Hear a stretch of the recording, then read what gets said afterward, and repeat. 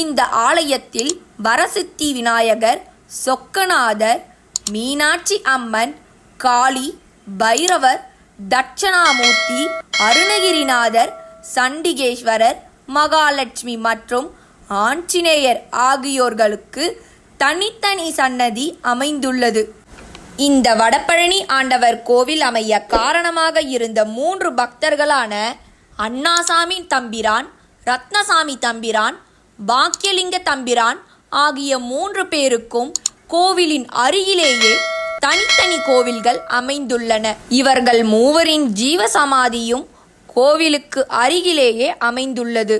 6 படை வீடுகளில் ஒன்றான தென்பழனி கோவிலுக்கு செல்ல முடியாதவர்கள் முருகப்பெருமானின் பக்தர்களாலேயே உருவான இந்த திருக்கோவிலுக்கு வந்து வடபழனியாண்டவனை தரிசித்தால் மனதில் அமைதி மேலோங்கும். என்ன தோழர்களே, உங்களுக்கு